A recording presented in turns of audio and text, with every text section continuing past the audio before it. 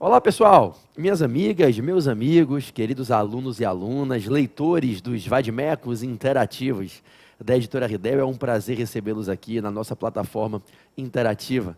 Eu sou o professor Pedro Barreto e hoje venho conversar com vocês sobre um tema muito importante que eu acredito possa agregar grandioso valor na jornada de estudos, no processo de capacitação de todos vocês, almejando a realização do sonho da aprovação. Eu vim hoje conversar sobre a importância dos VADs nas questões de provas que vocês venham a enfrentar. A importância de saber fazer um bom uso com um bom direcionamento do Vademécum, no que diz respeito ao grau de eficiência que vocês podem ter nas provas. E eu quero trazer algumas palavras que eu acredito podem agregar imenso valor para todos vocês, num tom de orientação de estudos, elucidando algumas perspectivas, abrindo algumas reflexões, provocando alguns pensamentos em cada um de vocês, para que ao final vocês possam dizer: poxa professor, que vídeo bacana, que conversa legal, abriu bastante minha mente para algumas perspectivas, para alguns horizontes que realmente não estavam no meu foco. E eu vou repensar alguns conceitos, algumas ideias, algumas estratégias de estudo a partir do que a gente compartilhou nesse vídeo aqui.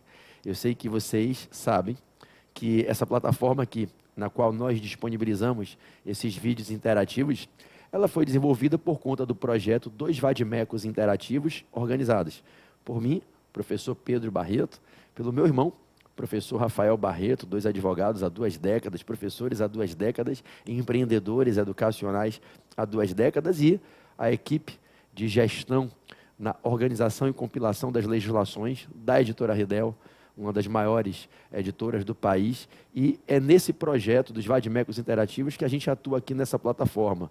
Então esse vídeo de hoje é para que a gente bata um rápido papo sobre como o Vademecum pode ser importante para aumentar o grau de eficiência de vocês, no desempenho de vocês nas provas. Como é que vocês podem elevar o número, né, de pontuações, de acertos nas questões, em razão de um bom estudo do Vademecum? Será que o Vademecum realmente tem esse poder de ser uma ferramenta colaborativa e colaborar ao ponto de aumentar o número de acertos de questões de vocês nas provas? Sim, pessoal, desde que vocês saibam como fazer um bom uso desse material.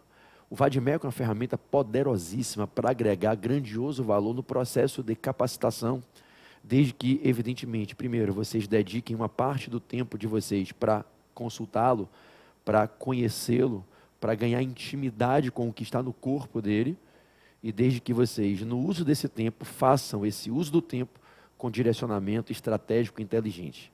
É dizer, você tem nas mãos uma ferramenta de um poder enorme, que talvez vocês não tenham a exata noção do quão é grandioso esse poder colaborativo para aumentar o nível de eficiência, aumentar o desempenho de vocês nas provas.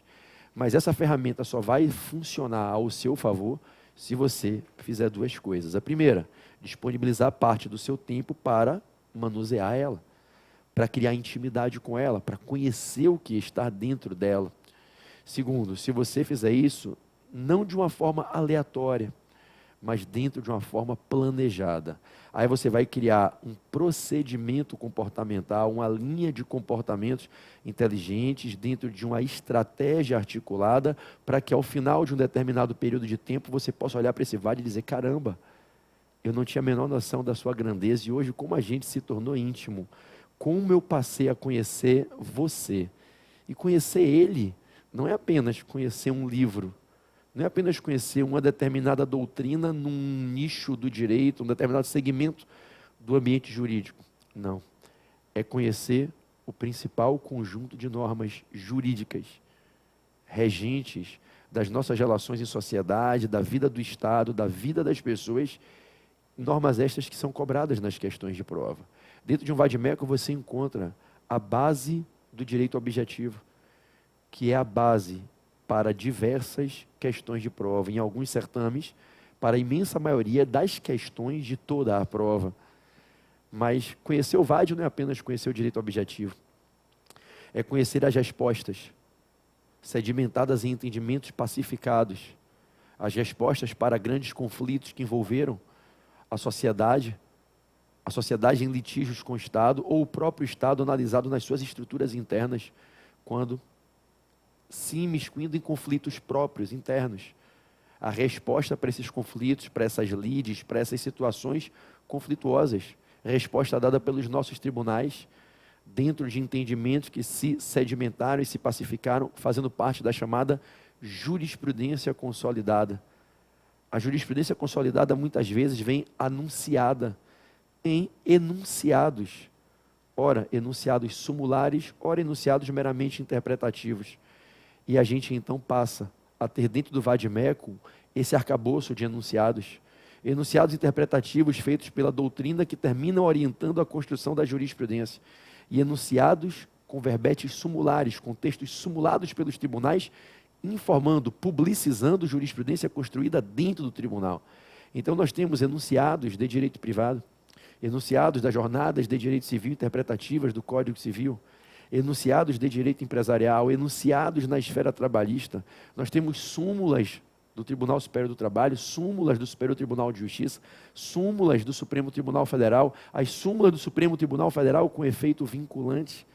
Ora, quando eu falo para você, portanto, que esse vade-mecum, ele compila no seu corpo o conjunto das fontes normativas do direito objetivo mais importantes e os principais entendimentos jurisprudencializados nas súmulas dos tribunais, bem como os entendimentos que inspiram a jurisprudência emanados de enunciados interpretativos construídos por harmoniosa atuação da doutrina que, com grande representação, se une para propagar enunciados anunciando interpretações que terminam sendo orientadoras dos magistrados na construção das decisões que, quando se reiteram e se consolidam, viram jurisprudência. Esse vade-mecum traz enunciados de caráter doutrinário, inspiradores e orientadores de jurisprudência. Súmulas que expõem jurisprudência firmada após reiterados julgados em cases conhecidos e polêmicos. A Constituição, os códigos, os estatutos, tratados internacionais, regimentos, ou seja, o arcabouço que forma, de modo compilado, o núcleo do direito objetivo brasileiro. Ora, minha gente, ter isso em mãos, tudo organizado, mas muito bem organizado, com uma série de cautelas que nós temos, eu e o professor Rafael Barreto, como professores, coordenadores acadêmicos desse processo de compilação, não só eu e o professor Rafael, mas uma equipe de tutores, de especialistas, de colaboradores com vasta experiência na compilação de legislação do Conselho da Editora Redel. Esse material que você tem em mãos, todo organizado, com remissões feitas, com organização temática, é feito para que você possa desfrutar dele, desfrutando dele, adquirir um conhecimento que interfere decisivamente no seu desempenho nas provas. E por quê? Vamos lá. Bom, qual é o diferencial que existe para um candidato que conhece esse arcabouço legislativo, que conhece o teor dos enunciados interpretativos, o teor das súmulas consagradoras de jurisprudência consolidada? Qual é o diferencial para esse candidato? Ao ter esse conhecimento da legislação, dos enunciados doutrinários de caráter interpretativo da legislação e que orientam a jurisprudência, e dos entendimentos sumulados nos maiores tribunais do país, esse candidato que adquire esse conhecimento, que passa a ter intimidade com essas informações, ele passa a ter condições de acertar um número enorme de questões que são trabalhadas pelas bancas examinadoras em todos os certames que a gente encontra nos mais diferentes nichos de provas de concursos e do exame de ordem. E por que eu estou te dizendo isso? Bom, pode confiar sem medo. Eu vivo, eu respiro e transpiro essa atmosfera desde que eu era muito novinho.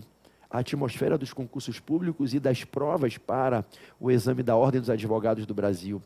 Eu comecei a dar aula em cursos preparatórios, um menino, garotão ainda, eu tinha 23 anos, ano de 2001, meu último ano na graduação em Direito. Direito foi minha primeira universidade, meu primeiro curso, meu primeiro bacharelado foi o curso de Direito, eu concluí ele em 2001. E eu, menino muito novo, 23 anos, concluindo o curso de Direito, fui convidado para ser professor do maior curso preparatório à época aqui do estado do Rio de Janeiro, presencial. Não existiam cursos online naquela época, ganhando o Brasil, como já se vê há bastante tempo. O fenômeno da segunda década do século XXI não existia no início da primeira década, os cursos online proporcionando a vocês essa comodidade de estudar e receber informações quase que na velocidade da luz, na internet a todo momento, no telefone celular, no smartphone, no tablet, na plataforma digital, enfim. E naquela época eu fui convidado com 23 anos para lecionar, eu estava me formando e eu comecei a dar aula para muitos dos meus próprios colegas da graduação em Direito, da faculdade, e de lá para cá eu nunca mais parei.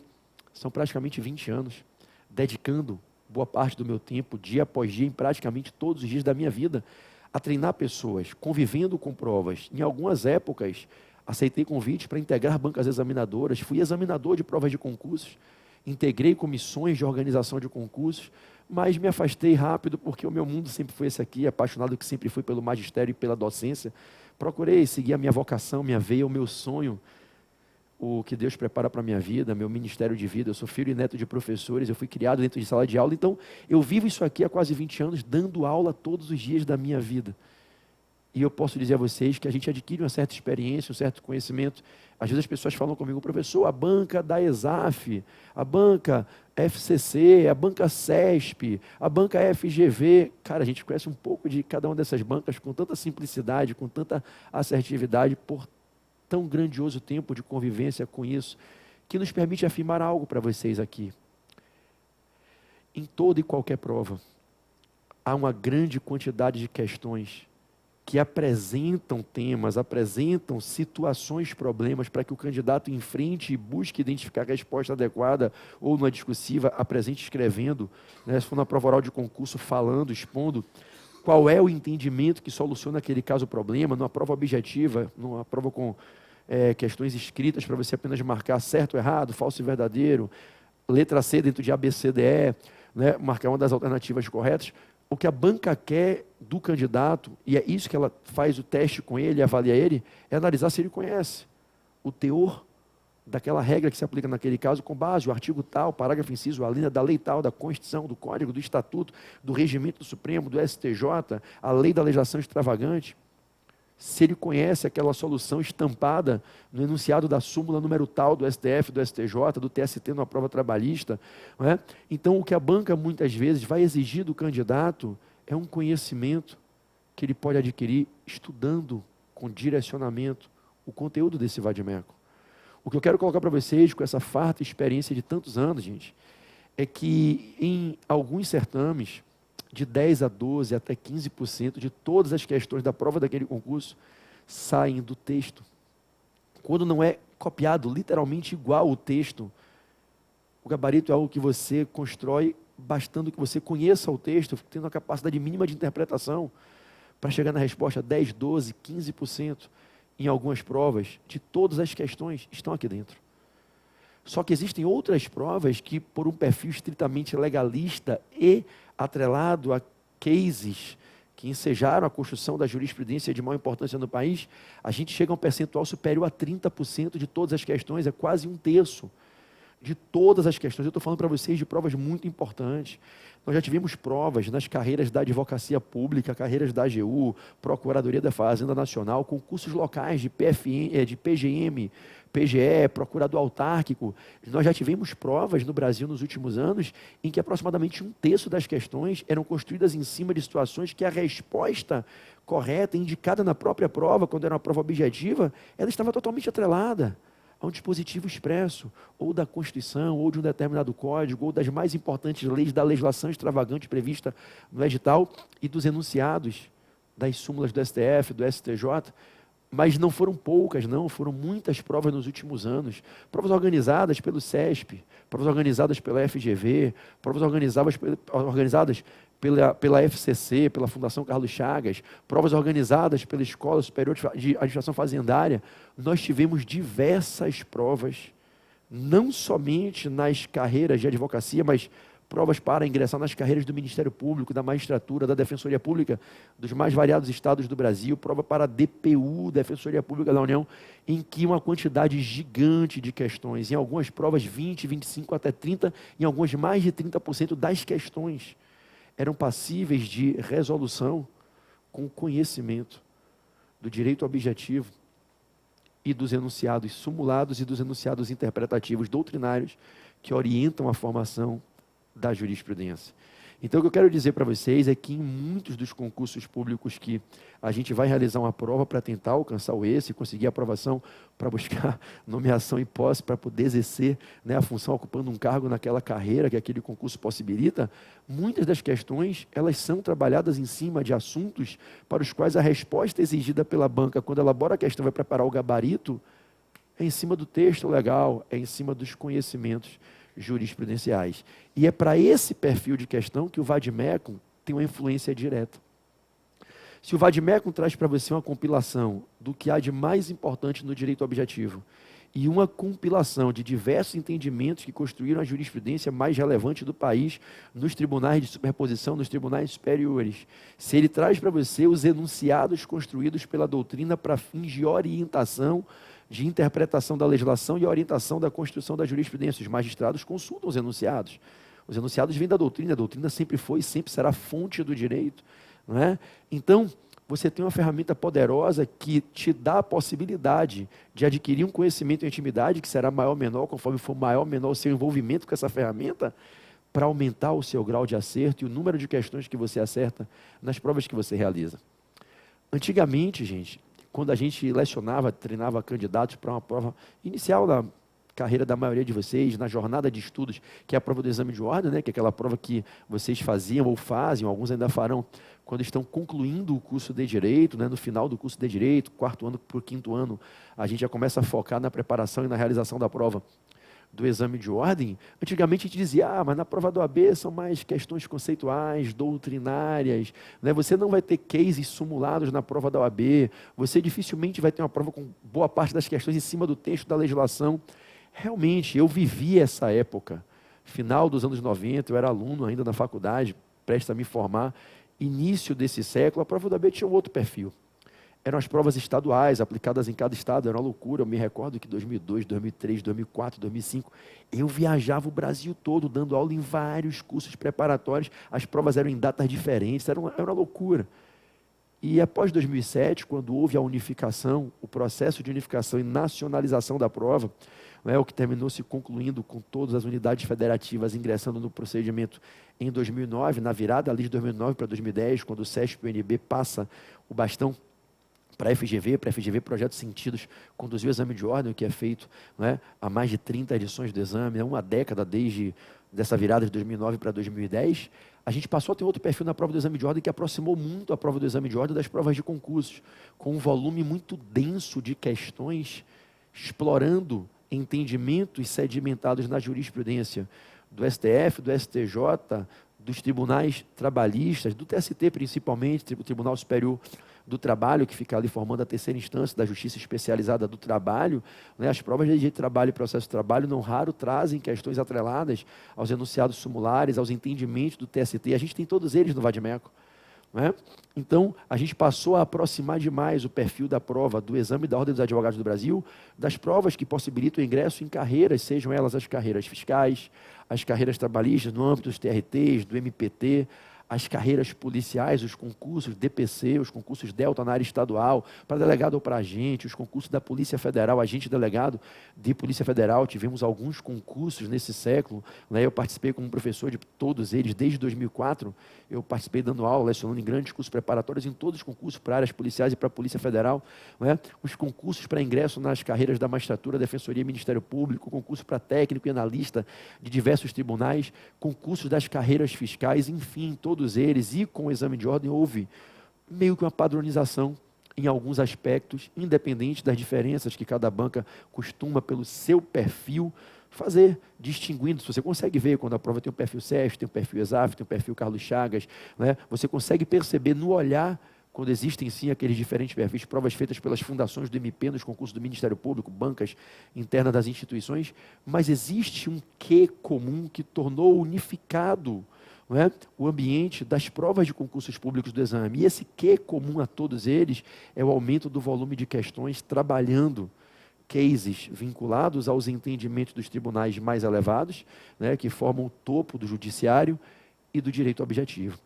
Eu tenho certeza que os que estão me ouvindo agora já têm uma experiência mais larga, já estão nessa batida aí há mais tempo. Aqueles que carinhosamente, a gente, numa linguagem bem concurseira mesmo, a gente com muito carinho, a gente brinca dizendo, é o concurseiro que tem pedigree, é o faixa preta, é o ratinho de biblioteca, é o cara que, está dentro de um plano de estudo organizado, não é o amador, o concurseiro aqui no Rio, a gente brinca, o profissa, o profissional, que tem, uma estratégia de estudos, um placon, um planejamento comportamental, faz um planejamento de 2 anos, 8 metas trimestrais ou 12 metas bimestrais, cada meta meta, ele divide em submetas, metas semanais, metas diárias, ele divide a cronologia do processo de estudo dele em estudo pelas leituras, estudo pelo sistema audiovisual, trabalhando o sistema neurocognitivo audiovisual, que é fortíssimo, através de videoaulas, o sistema meramente auditivo, ouvindo áudio, repetindo a própria voz, gravando e ouvindo, ou seja, aquela galera que tem uma gestão de estudo adequada para fazer o desenvolvimento da mente, do cérebro, para absorver o máximo de informações e não perder ao longo do tempo essas informações, memorizando-as, trabalhando nos diferentes canais neurocognitivos de absorção, internalização, domínio e guarda das informações para chegarem na prova e conseguirem fazer uma pontuação de 60%, 65%, 70%, 75% necessário em alguns na nota de corte para conseguir passar de etapa, em alguns certames de pontuação mais elevada, de batida, de puxada para cima de 75%. Né? E como é que você chega nesse nível? Formando um raciocínio interdisciplinar, acumulando um volume elevado de informações, estudando da maneira correta, não como um amador aleatoriamente. E dentro desse estudo correto, eu tenho certeza que os que já estão aí na pegada há mais tempo vão dizer, caraca, professor, você está falando a verdade pura, eu vivo essa parada há 2, 3, 5 anos, eu estou investindo na minha aprovação, larguei emprego, vendi carro, já botei tudo que eu podia para tentar buscar o meu sonho, a minha carreira pública, que isso é uma mudança de vida para sempre. Você passa no concurso, cara, você tem estabilidade para o resto da tua vida, em tese você tem estabilidade para o resto da tua vida, profissional, financeira, institucional, felicidade pessoal, é uma mudança de vinho, de concurseiro a concursado, de concurseira a concursada, caramba, né? De bacharel em direito a advogado que não advoga, mas para concurso para promotor de justiça, defensora pública, juiz a juiz, federal, estadual, advogado da União, procurador de fazenda, delegado de polícia, porra, é uma puta transformação em todos os sentidos para a tua vida, é uma transformação acima de tudo, de realização pessoal, profissional, financeira. Então, vocês sabem o quão é importante ter um estudo organizado, e vocês que já estão nessa batida sabem o quão estudar um vade-mecum de modo inteligente e adequado faz a diferença, especialmente depois que a gente passou a viver, principalmente nos últimos 10 anos, essa segunda década do século XXI, que eu diria que foi a década em que os concursos ganharam esse perfil. Houve essa aproximação de todas as bancas nesse perfil, ainda que, repito, como disse há pouco, elas preservam suas identidades na maneira de construir a prova, a gente consegue ver que há esse traço de unicidade, que uniu demais as diferentes bancas examinadoras, as diferentes instituições organizadoras dos certames, né, no que diz respeito a aumentarem o volume de questões trabalhadas em cima das regras-chave, das leis mais importantes, da Constituição, de tratados internacionais, dos códigos e da jurisprudência. E é nesse sentido que o vade-mecum se revela uma ferramenta poderosa. Você só vai se dedicar a estudar o seu vade-mecum se você entender que isso é importante. E esse vídeo de hoje é para mostrar essa importância. O vade-mecum tem essa importância direta nesse grupo de questões. As questões que são construídas não em cima de teorias, conhecimentos e ensinamentos doutrinários. Essas questões existem, elas correspondem a boa parte de todas as provas. Quantas vezes a gente não pega uma prova e está lá uma questão do direito penal sobre análise de aspectos meramente teórico-doutrinários? Quantas e quantas vezes você não já se deparou com questões no direito penal envolvendo as escolas e as diferentes teorias construídas sob perspectivas meramente doutrinárias, no campo da teoria do crime, da teoria da norma, da teoria da pena?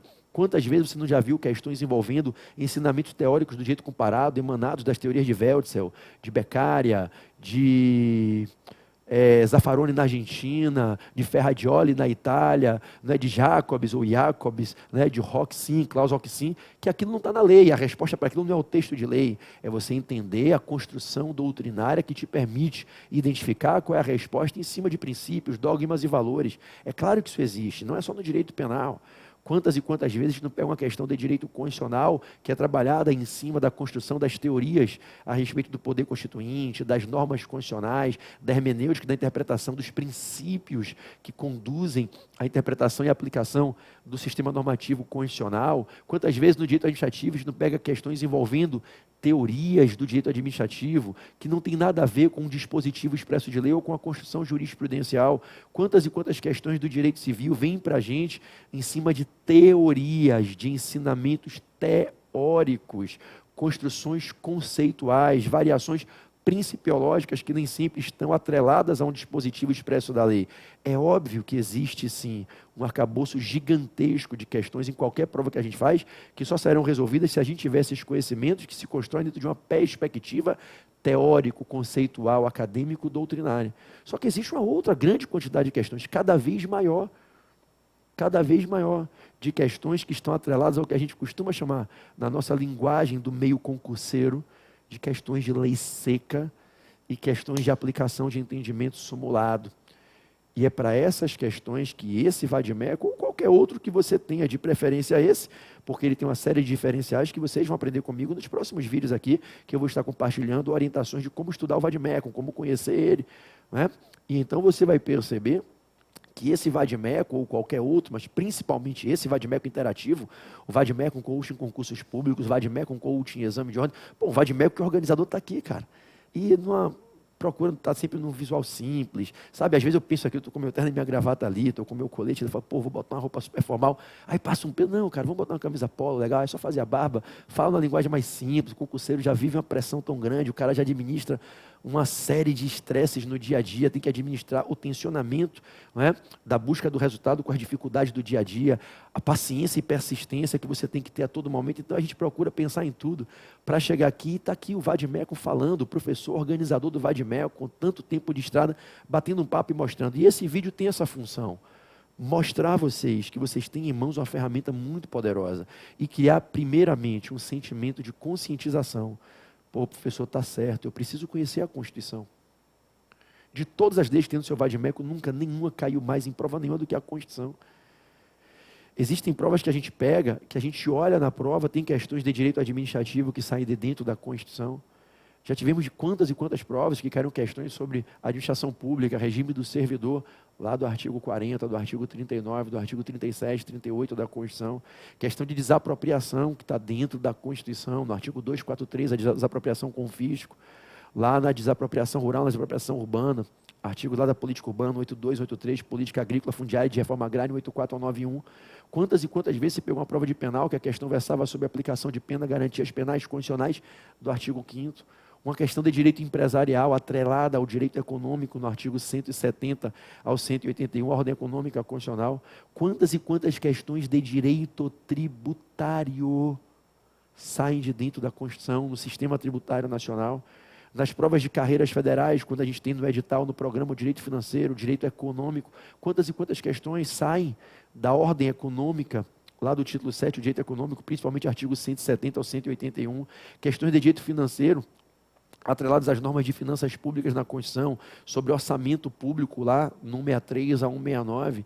Então, poxa, pessoal, a Constituição é a mais importante de todas as leis que estão aí. É óbvio que quando você vai enfrentar questões de direito penal, de processo penal, você precisa ter um conhecimento do Código Penal, do Código de Processo Penal, da legislação penal extravagante. É evidente que nas questões de direito civil, de processo civil, vai se exigir de você um conhecimento, o máximo que você puder obter do CPC, não é? Do Código Civil na parte geral, artigo 1 a 232, primeiro a 232, na parte especial gigantesca, não é? A legislação civil extravagante, leis esparsas que às vezes caem na prova, né? Lei de união estável, lei de divórcio, lei de registro público, lei do parcelamento solo urbano, lei da alienação parental. É claro que a gente sabe que existe, mas não adianta chorar, não adianta ficar com cara de, ai meu Deus, esse é o jogo e você está aqui para vencer esse jogo. Não é temer, é se preparar mentalmente e se organizar comportamentalmente para se capacitar e jogar esse jogo em condições de, em certo momento, dar o checkmate e vencer e dizer, caraca, eu consegui, cara, consegui minha aprovação, vou tomar minha posse, mudei de vida, acabou o sofrimento, agora é prosperidade.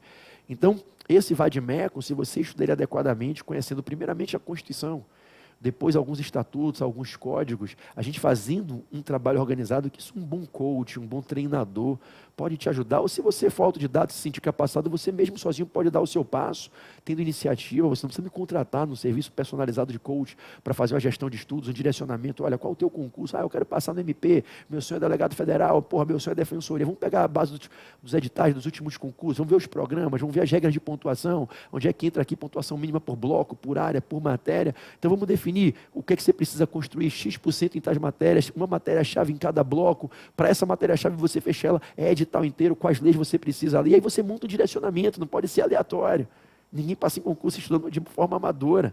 A galera que passa, que está na tropa de elite, o DNA de água, o esquadrão da aprovação, caraca, meu irmão, com certeza, está dentro de um plano organizado para 2 anos, 3 anos e às vezes até passa antes, né? Mas se você não tem esse plano organizado, dificilmente você vai chegar lá. E dentro de um planejamento organizado de estudo, tem que se incluir um tempo para se fazer o estudo da Constituição, de algumas leis da legislação extravagante, principalmente a legislação federal extravagante. Óbvio que se vai fazer uma prova de PGE em certo estado, Defensoria Pública em certo estado, você precisa ler a Constituição Estadual, algumas leis estaduais, uma lei de ICMS do estado, uma lei do IPVA do estado na prova da PGE. É claro que você vai ter que ler a legislação local, mas em regra, nos concursos, principalmente os de âmbito federal, mas também nos concursos estaduais, a gente precisa conhecer as leis federais de normas gerais, um Estatuto da Cidade, uma lei 9784 de 99 no processo administrativo federal, 8666 nas licitações, uma lei de concessão e permissão, a lei de PPP e consórcio, né? A gente precisa conhecer as leis do direito público, principalmente. Tem uma base no direito civil, algumas leis no campo do direito empresarial, que regulam títulos de crédito, né? Que regulam falência e recuperação, a lei 11.101. Então, é claro que você precisa conhecer pelo menos um conjunto ali de 40, 50, 60 leis fundamentais, que caem basicamente todo e qualquer concurso, e a gente tem que ter aqui um bate-papo depois para trazer orientações sobre quais seriam essas leis de maior volume de reincidência nas mais variadas provas de concurso e também no exame de ordem. Aí você quer fazer uma prova na área trabalhista, MPT, TRT, analista de TRT, quer fazer uma prova do AB que pontua trabalho e processo, vai ter que conhecer um pouco, pelo menos uma base na CLT. Então você precisa entender a necessidade, é mais do que a mera utilidade, é necessário, é mais do que apenas útil. É também útil, mas é necessário, de você fazer no seu plano de estudos um destacamento de um tempo, para nesse tempo você estar estudando, desenvolvendo captação de informações, a legislação, estudando esse vade-mecum. Esse vade-mecum pode sim se tornar uma ferramenta poderosa, se você quiser que ele se torne essa ferramenta poderosa. Não basta comprar e ficar olhando para a capa dele, pô, que capa dura, bonitinha, as letras são maximizadas, maxi-letras, poxa, a Ridel faz uma coloração bacana. Não adianta, cara. Você tem que começar a ler isso aí, cara. Mas também não é pegar da primeira página e começar a ler da primeira até o final, não é assim, você vai ler conforme o seu planejamento de estudos. Então, eu acho que a mensagem está bem colocada aqui para vocês nesse bate-papo de hoje. A importância que o vade-mecum tem nas questões de prova, em especial as questões que estão atreladas aos entendimentos consolidados na jurisprudência, aos entendimentos expostos pela doutrina quando elabora os enunciados interpretativos que orientam decisões de construção de jurisprudência e na legislação, principalmente na Constituição, em alguns estatutos e códigos, em algumas leis, essas 40, 50, 60 leis mais importante que todo candidato tem que ler, né? Você não pode ir para um concurso público sem ter lido algumas leis básicas de diferentes matérias, não é? Porque você sabe que a chance de cair uma questão envolvendo o que está disciplinado naquelas leis é enorme.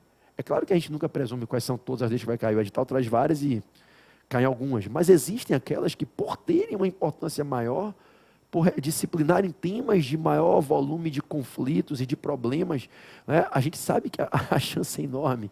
Então, são leis que você precisa ler, conhecer, estudar, está pegando intimidade. É claro que tudo isso, e você sabe disso tanto quanto eu só estou aqui para reforçar uma coisa que você já sabe, mas é bom reoxigenar a mente ouvindo isso a todo momento, né? Você sabe que para você ter esse domínio, você precisa ter tempo. Você sabe que você precisa disponibilizar tempo. Eu não estou dizendo que você tem que parar a sua vida, largar seu emprego, abandonar sua família, não estou dizendo nada disso. Eu estou falando que você tem que fazer uma boa gestão de tempo, e às vezes uma pessoa faz uma boa gestão de tempo com 2 horas por dia. Ela consegue botar 60 horas mês, ela consegue botar, cara, 720 horas ano de estudo. Tem gente que tem o dia inteiro livre e não consegue estudar 700 horas ao longo do ano. E às vezes uma pessoa com 2 horas por dia, botando ali 60 horas no mês, em 12 meses, ela bota 720 horas, dividindo 120 horas para leitura de legislação, 60 horas para resolução de questões, chega a 180. E aí trabalha com 540 horas em cima de videoaulas. Se você botar 540 horas em videoaulas de média de 2 horas, você está botando um plano de estudo de 270 aulas. Dá para você fazer pelo menos aí na base de umas 12 a 15 isoladas aprofundadas, com 20 e poucas aulas em cada uma, e você adquirir um conhecimento com boas aulas, com bons professores.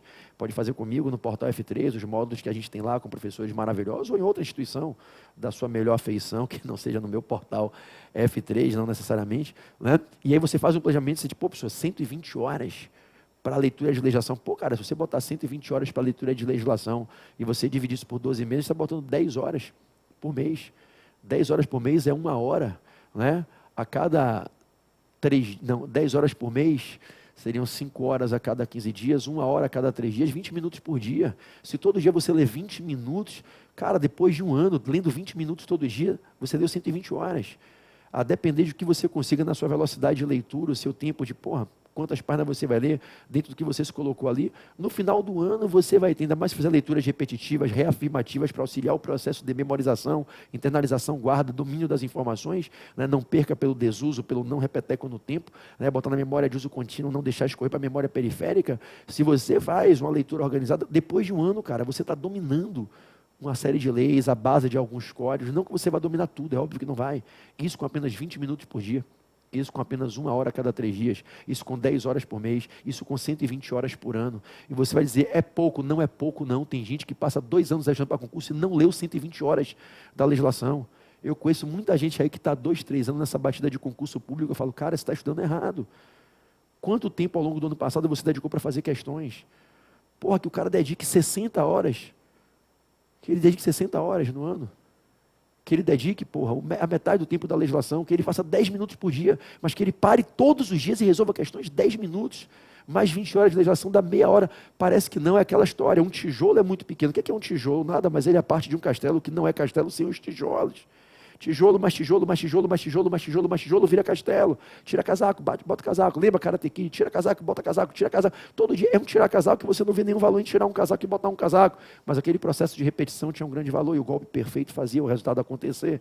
Então, eu não estou dizendo que você só tenha que estudar 20 minutos por dia da legislação. Eu só fiz aqui uma mera ilação, um mero exemplo solto aqui ao vento, tá? Ilustrativo. O que eu quero te dizer é que é importante você organizar uma parte do tempo no seu programa, no seu planejamento comportamental de capacitação para a aprovação, dentro desse programa comportamental, desse planejamento comportamental, desse PLACON, desse PED, Plano de Estudo Dirigido, com suas MDLs, metas diárias de leitura, MD, VA, metas diárias de videoaula, MDE, metas diárias de exercício, MDRQ, meta diária de resolução de questão, né? MDA, meta diária de áudio, você vai botando aquilo ali, você vai estudando, explorando todos os sistemas cognitivos, auditivo, audiovisual, meramente visual. O cérebro trabalha diferente, ler a Constituição, ouvir a Constituição e resolver questões da Constituição, no fundo o conteúdo é o mesmo, você está trabalhando no seu cérebro com processos de repetição, variando os sistemas neurocognitivos, ampliando o seu poder de memorização e guarda das informações. Agora, não é cada dia uma coisa aleatoriamente, é dentro de um PLACON, de um planejamento comportamental, de um AE, uma estratégia de estudos, né? Então, se você faz isso e dentro desse comportamento você não deixa de incluir o tempo destinado à leitura da legislação, das súmulas do STF, do STJ, quem tem perspectiva de provas que envolvem o direito de trabalho, do TST, os enunciados da CJF no direito civil, os enunciados de interpretação nas jornadas de direito empresarial. Caramba, moçada! Vocês vão aumentar demais o nível de capacitação de vocês, o nível da qualidade da capacitação de vocês. E para essas questões que às vezes na prova são que fazem a diferença, em que muita gente erra, você vai acertar. Né? Se você vai para uma prova que de 30% a 35% das questões estão atreladas à letra da lei, cara, lei seca, e a jurisprudência simulada, a entendimentos expostos em enunciados doutrinários aceitos e aplicados na jurisprudência. Porra, tu entra numa prova com 1/3 da nota disponível, assegurasse para a prova de 100 questões, podendo fechar 35 só graças a essa estratégia de estudos, que é estudos do conteúdo legislativo do Vadimeco e dos entendimentos sumulares jurisprudenciais de ponta. Porra, tu já entra com 35 para buscar uma nota de 60, 65, 70, que em muitos concursos é suficiente para você dar o salto de etapa, para uma segunda etapa, para uma terceira etapa. Caramba, você vai brigar por metade. Né? Se você já entra com 35, você vai brigar por mais 30. Em 65, menos da metade, envolvendo os conhecimentos doutrinários. E, poxa, se torna plenamente acessível. Então, é importante conhecer a legislação e conhecer os enunciados, conhecer as súmulas e o que está por trás do texto, os cases que motivaram elas. Bom, esse papo poderia durar aqui um dia inteiro, a gente poderia passar um sabadão, um domingão, fazer um ao vivo, né? Como vocês me vêm rodando o Brasil inteiro, visitando várias capitais, várias cidades, falando sobre como estudar o direito para conseguir direito, chegar na aprovação. Né? Quem sabe a gente tem outras oportunidades de conversar, seja aqui na plataforma, em outros ambientes, ou presencialmente nas cidades de vocês, quando eu viajo esse Brasil aí, fazendo esses treinamentos. O importante é você sair daqui com essa conscientização, tá? Que o Vadimeco é uma ferramenta poderosa para lhe possibilitar o acesso e o conhecimento às informações de lei seca e de jurisprudência, que hoje são cada vez mais densamente cobradas nas questões de provas. Beleza? Eu vou deixar mais um vídeo aqui para você, eu vou deixar outros muitos, mas eu vou deixar logo depois desse mais um vídeo em que a gente vai conversar sobre a estrutura da Constituição. De todas as leis, a que mais cai em prova é a Constituição. É a que mais cai em qualquer prova. A prova da OAB, a prova de concurso é a que mais cai. Então eu vou preparar um vídeo aqui muito bacana para vocês começarem a ter intimidade com a Constituição. Tem pessoas que falam para mim, pô, professor, eu estava fazendo uma prova lá e caiu uma questão sobre cartório, sobre serviço notarial. Pô, nem era prova para as carreiras do tabelionato. Eu fiz, não tem importância, está na Constituição, cara, artigo 236. Pô, professor, eu cheguei lá para fazer uma prova e, porra, me vem cair uma questão lá sobre índio. Está na Constituição, artigo 232. Pô, professor, eu fiz lá uma prova, tinha uma questão lá sobre tributação das exportações. Estava na Constituição, as imunidades do exportador. Então, o que existe de questão que cai em prova, e quando você olha aqui e fala, porra, nunca ouvi falar nisso, eu vou dizer, cara, você nunca ouviu porque você nunca leu a Constituição. Como é que um concurseiro vai fazer um concurso e nunca leu, estudou, releu, sublinhou, entendeu uma Constituição? Eu costumo dizer assim, eu diferencio um concurseiro faixa preta, um black belt, velho, do amador, primeiramente pela Constituição. Quando eu começo são perguntas básicas, eu faço perguntas sobre súmulas vinculantes do Supremo, questões que sempre caem nas provas. Perguntas sobre alguns artigos-chave do Código Penal, do Código de Processo Civil, da parte geral do Código Civil. Né? Faço perguntas-chave sobre a Constituição. E eu vejo, pô, esse moleque nunca leu a Constituição. Eu sei, eu dou aula há 20 anos, eu sei se o cara leu ou não leu pela resposta que ele me dá. Eu falo, cara, olha só, você sabe se tem alguma lei, alguma questão aí, porra, tem algum dispositivo de alguma lei que disciplina, cara, como é que fica se nascer um Estado novo nos primeiros 10 anos, as regras para ele? Pô, professor, nunca ouvi falar nisso não. Eu já sei que ele não leu a Constituição, pô. Tem um artigo importante lá, disposições finais e gerais, no título 9 dos 10 títulos da Constituição, que explica como funciona a vida de um Estado nos primeiros 10 anos após ele surgir, em relação à Assembleia Legislativa, Tribunal de Justiça, Poder Executivo, número de secretários. Aí eu sei que o cara não leu. Às vezes eu pergunto uma questão sobre direito desportivo. Ele, pô, professor, mas na minha prova não tem lá no programa direito desportivo, não. Mas, porra, tem artigo na Constituição sobre as entidades do desporto, sobre os princípios que se aplicam na atividade desportiva. Né? Então você percebe que o moleque não leu. E eu falo, cara, como é que você quer passar no concurso? Você está brincando, você está jogando seu tempo fora. Se você realmente quer passar, você tem que, primeiro passo, dentre outros tantos, você tem que conhecer a Constituição, que é a lei que mais cai em qualquer concurso, é a lei que mais cai na prova da OAB. Então, como é que você nunca leu a Constituição e você realmente acha que você vai passar? Tem gente que está aí nessa batida há mais tempo que você, que dialoga com a Constituição, que conhece toda a base da parte geral do Código Penal, do Código Civil, conhece a base do CPC, pelo menos se não conhecer tudo, elegeu 2, 3 pontos importantes, aquela parte introdutória do CPC, sobre competência, sobre sujeito do processo, atos processuais, sobre o procedimento comum mais trabalhado em prova, sobre recurso, tutelar de urgência, tutelar de evidência, as tutelas provisórias, recurso, a base na execução, os caras dominam, porque o cara está 2, 3, 4 anos, ele já passou por essa etapa, ele está lendo, entenderam? Então é isso, que vocês saiam desse vídeo, em primeiro lugar, motivados, com a crença de vocês renovada, ciente que o que vocês precisam só depende de você, organizar tempo, é muito importante, mas a notícia boa é que você tem tempo. Nunca diga que você não tem tempo. Você tem as mesmas 24 horas que todos os seres humanos do planeta. Todo mundo tem as mesmas 24 horas. Se você está dizendo para mim que o seu problema é não ter tempo, eu vou lhe dizer que você não sabe qual é o seu problema. Você tem um problema maior, porque você não consegue identificar o seu verdadeiro problema, porque todo mundo tem tempo.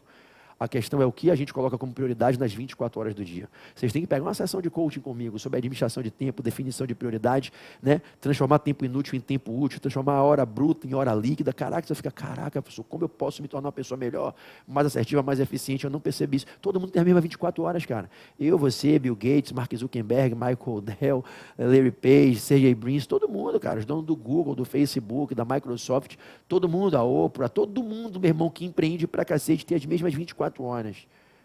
A questão é como você programa a distribuição desse tempo e a canalização da sua energia dada a esse tempo para um direcionamento pré-estabelecido, que aquilo sim é a sua prioridade. Se a sua prioridade é a sua aprovação, você tem o tempo que você quiser para ela. E aí você vai fazer uma negociação de prós e contras, ponderações entre prós e contras, exercício de futurologia positiva e negativa, se eu abrir mão disso, se eu renunciar disso, se eu deixar de fazer isso, qual vai ser a consequência em 1, 2, 3, 4, 5 anos, curto, médio e longo prazo. E aí você, com razoabilidade, com racionalidade, faz escolhas, toma decisões, corta aqui, se desenvolve ali para se desenvolver aqui, faz renúncias em prol de empreendimentos, e aí você constrói um plano de estudo eficiente. Em 2, 3, 4, 5 anos, você está brigando de fato pela sua aprovação e provavelmente você vai conquistar a sua aprovação. E se bobear naquele concurso que você sonha, não em outros concursos periféricos que você vai fazendo, e se passar, obviamente, vai agradecer. É melhor estar aprovado num concurso do que não estar aprovado em nenhum, ainda que ele não seja do seu sonho, mas você precisa fazer uma gestão desse tempo. Então, no fundo, o que vocês vão precisar é fazer uma administração de tempo, um planejamento comportamental, desenhar uma estratégia de estudos e capacitação, e aí cada um vai definir qual é o seu período, 2 anos, 3 anos, 1 ano, 6 meses, né? E por dentro desse planejamento comportamental, parte desse tempo tem que ser destinada à leitura do Vade-Mecum, ao estudo do Vade-Mecum, para que você possa aumentar o seu grau de eficiência na resolução dessas cada vez mais crescentes quantidades de questões de prova sobre lei seca e jurisprudência, e é para elas que o Vade-Mecum faz a diferença. Beleza? Espero revê-los aqui em outros vídeos e não deixem de assistir o vídeo que eu trarei aqui explicando a estrutura da Constituição, que é a lei mais importante para toda e qualquer prova. Valeu, galera? Beijo grande, fiquem na paz do Senhor Jesus. Muito obrigado pela audiência. Se você gostou desse vídeo, indica. Pega aqui o link no YouTube, copia, distribui nos teus grupos de estudo, distribui para a tua galera. E o que vocês precisarem, eu estou aí. Me encontrar é bem fácil. Meu Instagram é a principal mídia que eu utilizo para contato com o público, com os concurseiros e os alunos e alunas que estudam para o exame de ordem. Meu Instagram é super conhecido, né? Meu nome, Pedro Barreto, Portal F3, que é o nome do meu curso. @Pedro Barreto, Portal F3. Lembrando que o meu Barreto tem duplo T, né? Você bota lá Pedro Barreto, com 2T, Portal F3, tudo junto. A gente consegue jogar na tela esse Instagram? @Pedro Barreto, Portal F3, tudo junto. E lá você pode mandar um inbox, mandar uma mensagem. Está aqui, ó, o duplo T de Barreto. Tá? O que você precisar, se tiver ao meu alcance te ajudar, tenha certeza que no mínimo com a minha boa vontade você vai contar. Beleza? Que Jesus nos abençoe. Fiquem na paz do Senhor.